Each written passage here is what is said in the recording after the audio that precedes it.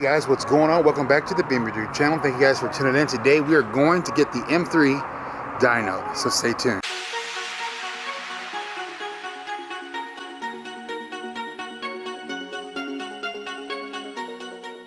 Alright guys, so if you tuned in today's video, you know what we're about to do. We're about to go take this car to go get dyno tested. Now, the car is 18 years old and it's in relatively good shape, and to me, it's pretty fast. But we really want to find out what the car puts down before we start doing any modifications as far as power is concerned, and a dyno is the best way to do that. As you guys know, this is my 2001 E46 M3. It's in pretty good shape. It's a one-owner car.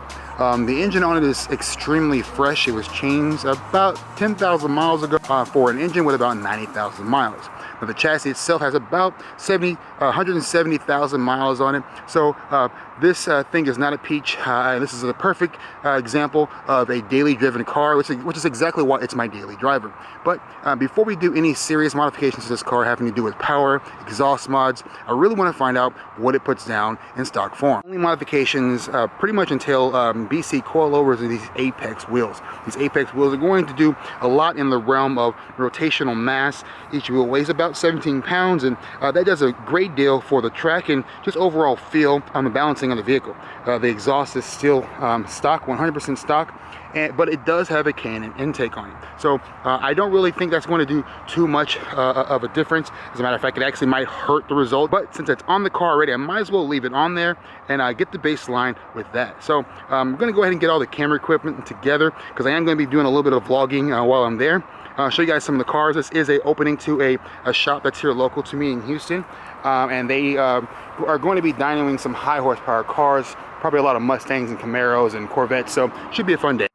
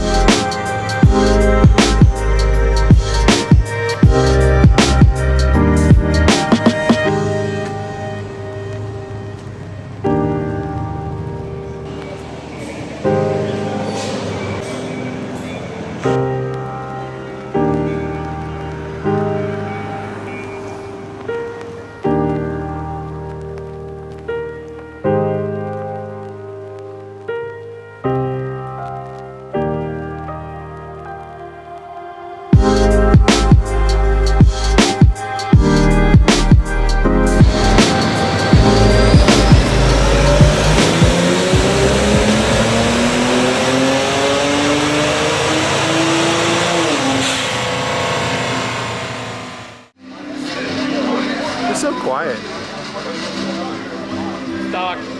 My car is quiet too, man. Your car is not quiet. I mean, it is quiet. Yeah, it is quiet, but I mean, it's not idling.